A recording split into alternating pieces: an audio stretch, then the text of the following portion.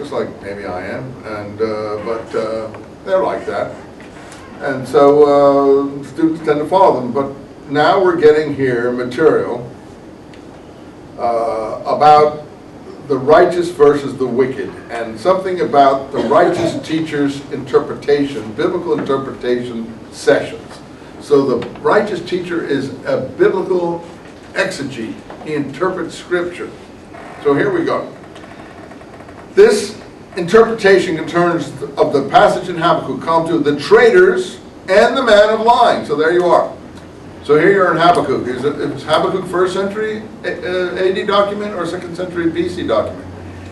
If this is 1st century, so is the Damascus document.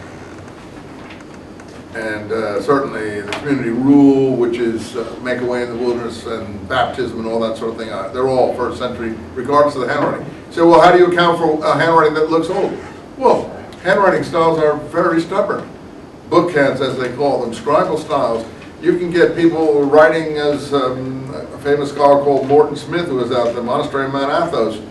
You can get scribes in an environment like that in Greece, writing side by side. One may be using a handwriting 10 centuries old.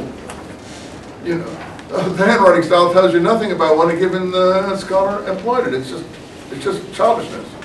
It's because they don't read the text and can't make anything of the text. So in the best of all circumstances it might help, but not in the worst. And I think we have here the worst of all circumstances. So in any case, one old document. Well, that could just be an old scribe who had conservative teachers, whose teachers were conservative.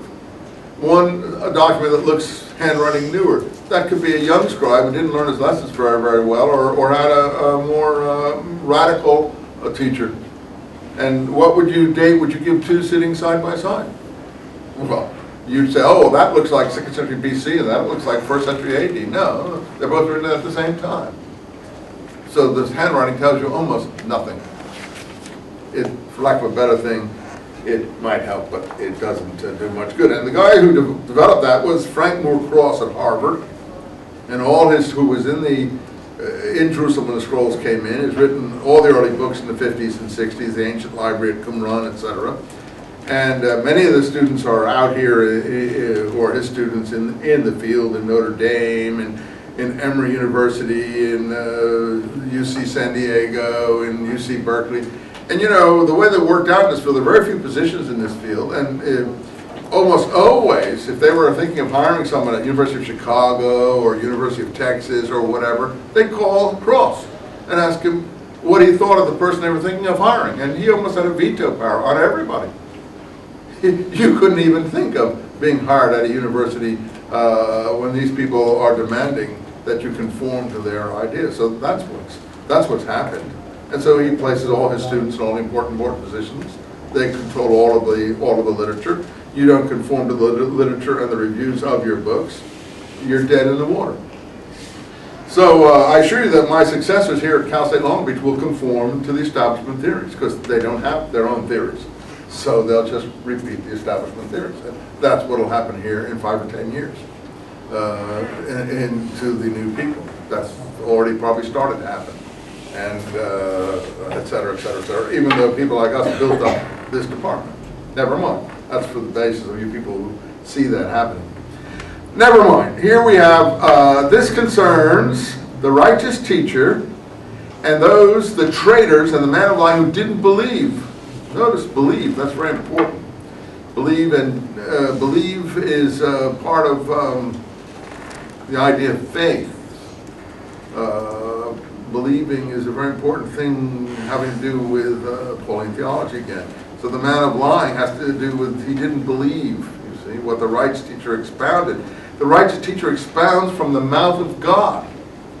He expounds from the mouth of God. That means he knows he has a track right into the mouth of God. Now, that's not the only place it talks about the mouth of God and the righteous teacher. In column 7, where we get up to Habakkuk 2:4, he didn't inform them when the age would end. Habakkuk, that is. And they are also writing about visions in column 6, Habakkuk 2:1, Habakkuk 2:2. Its interpretation, line 4 of column 7, concerns the righteous teacher to whom God made known all the words of his servants the prophets. Now we're really getting into the deep stuff here. The identification. So column 7 is the same as column 2. And there will come an appointed time and a vision, and it will speak of the end. So they love to, and it will not lie. Look at that lying in there. That's perfect for them to have that idea of lying come in there. And this appointed time is the last era, which will be extended and shall exceed all that the prophets foretold. We'll go back to that. But that's Habakkuk 2:3 now. There's a name for that in Christianity. Do you know what the name for what I just read you is in Christianity? The last times will be extended beyond anything the prophets that have foretold? The delay of the parousia, yeah. Why do Christians speak about the delay of the parousia? That's their way of putting it. Why do they speak about that? Parousia is a Greek word. It's sort of like the second coming of Christ. I don't say that's what's being talked about here, but they have been waiting for the second coming of Christ, the same way Jews have been coming for the first coming of waiting for the first coming of the Messiah for about 2,000 years. And they're probably going to go on waiting for another 1,000 years or two or whatever, however long people talk about these things, they'll be waiting. That's what it is. But that's known as, they thought that there was going to come in that generation according to their documents that they preserved. But it didn't come in that generation, and therefore they've still been waiting. The people waiting for the rapture plug into this kind of thing. They say, no, it's coming now, we're going to enjoy the rapture. Now we're getting ready for this rapture. So here is the same thing. The last times, the last era will exceed all the prophets have foretold, since the mysteries of God are astounding or astonishing. We'll go back here to column 2. So this is what the righteous teacher is talking about in his scriptural exegesis sessions. How do we know he's doing scriptural exegesis? For those of you who don't know what the word exegesis means, it's a fancy Greek theological term for interpretation. Exegetical means to interpret in Greek. So it's like pesher in Hebrew. In his scriptural exegesis, in case you don't know how to spell it, because I've been criticized here for people who don't know about this stuff, have never heard it.